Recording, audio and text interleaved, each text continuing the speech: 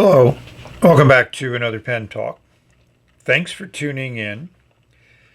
Thanks for spinning that dial in my direction and joining me as I explore the wide world of pens. Yes, we have another pen. I know. What a surprise. This is one you saw in my coming attractions for pens I would be reviewing in June. And it's an easy for this crab to hold up this titanium pocket pen that I bought on AliExpress. One of my viewers said, "Have you seen this pen?" I said, "No, I looked it up. Here's the listing. The price was decent, free delivery, and it arrived relatively quickly, less than 2 weeks from order to delivery." AliExpress, I think, has done a good job at streamlining their shipments, and I've been very pleased with them. So Mr. Crab is doing a wonderful job holding up this pen for your visual entertainment. And I'm assuming that it's crab and turntable worthy. It certainly has some visual interest. I don't have a pen that has this type of coloring on it, so that makes it fun. This is my second pen that's labeled as titanium. And again, I'm not going to neither confirm nor deny the metal that it's made of. So let's explore this pen. Let's give Mr. Crab a rest as he winks at us. I've decided to do the full disassembly. Obviously, the converter, I needed to remove the spring. So this collar unscrews, you can see the threads. I'd say it's an upscale converter. It's a nice design that you can pretty well put a regular converter in, and a nice little silicone insert, the rubber band, a lot of stability. I consider it to be well made. Standard number 5, bent extra fine Delike nib. Just your injection molded feed, the nib collar, no O-rings, and the section. The color is just nice. I think we need to bring in the LED and examine it under some different light.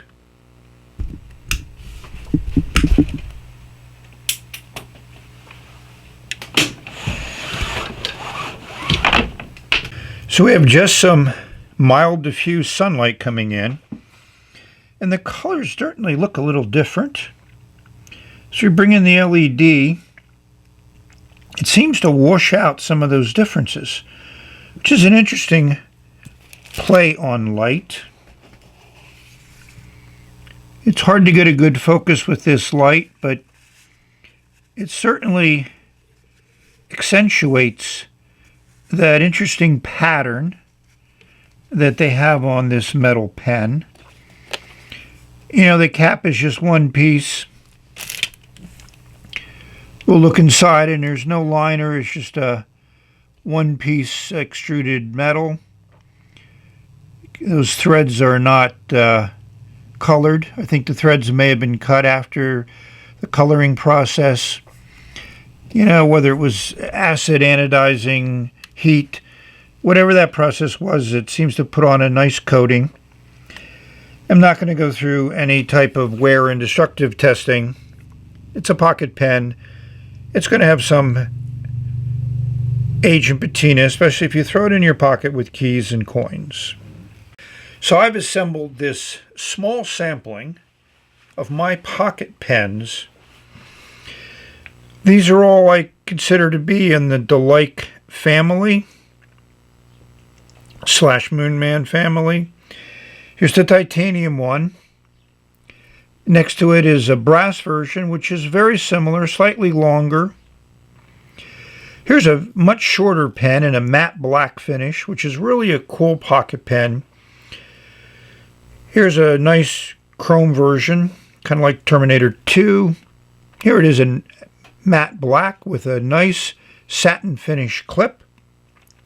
Here's one of the originals that started this whole series, is the Moonman Wonkai. Next to it is a Maruman, which is a similar design, slightly longer. and slightly thinner.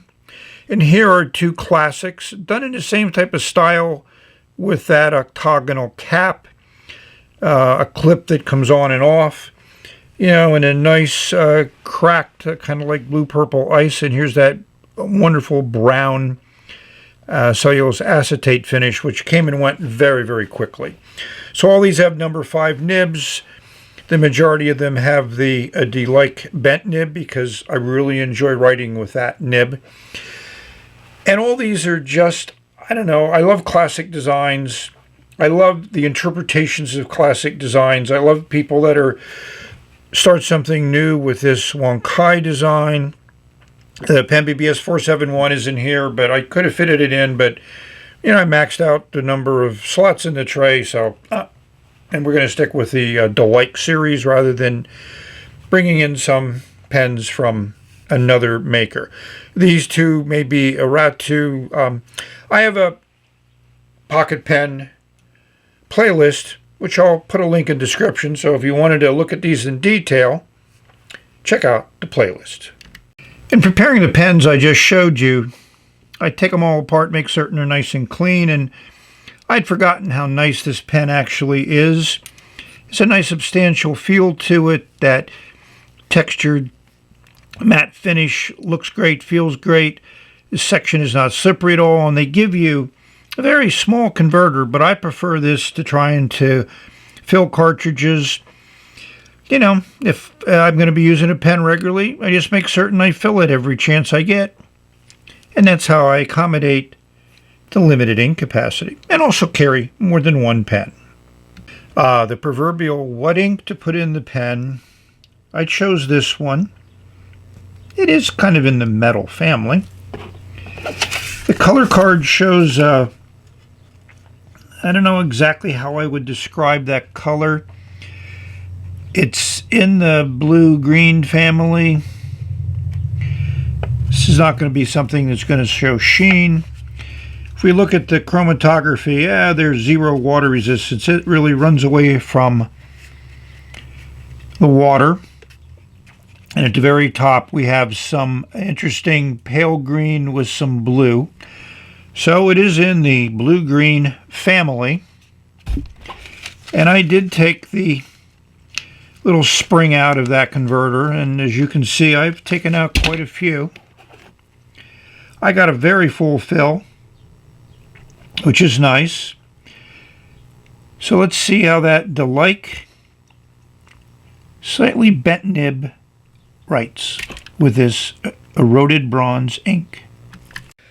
As you saw, a very small selection of my pocket pens. That was probably about a third of them, or maybe even a quarter. And I don't count, so I estimate. So this pen, to me, has no flaws. I respect a pen for its design, and does it meet the function that it was designed for. The cap comes off in a little over 2 turns. I'll measure it and give you the exact amount of turns. And I could use this unposted for short writing periods. It is a screw to post. And the threads are pretty good. They're metal on metal, so it's a little bit sharp and you need to really engage them cleanly. Maybe you could cross thread them, but I'm gentle. And I don't force things. And I don't do things that do harm to pens. At least I try not to. So posted, that pen works fine. We'll give you the lengths of the pen in its various forms. That section has a little bit of texture to it. They have some concentric lines in it.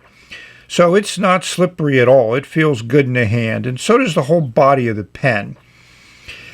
Again, it's a metal pocket pen, and it does what it's supposed to do, and it works great, and I love the variety of colors. In the listing, the seller was very clear, saying every pen's going to vary. There's going to be slight changes and imperfections, and here's some, like 2 dots there at the back of the section. which could be little burn spots if they did some type of electrocoating here or used electricity to create that incredible amount of variety of color that they have in this pen. We'll give you the dimensions of the section. Again, it's on the small side, but it's a pocket pen. You know, if you wanted something bigger, the Wonkai Mini is good. The Pen BS 471 is good. So there are options, but a pocket pen shouldn't be large. Number 5 nib is fine.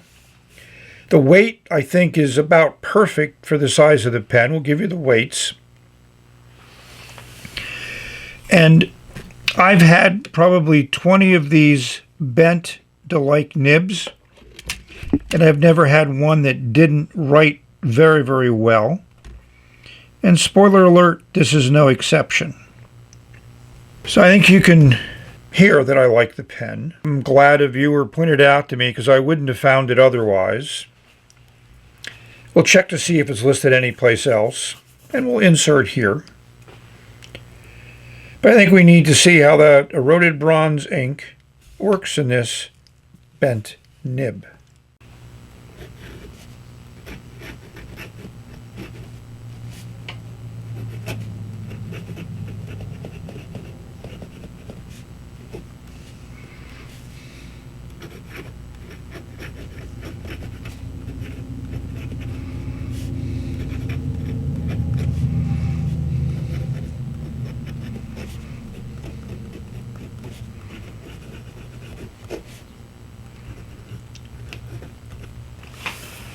Writing over the camera is a challenge.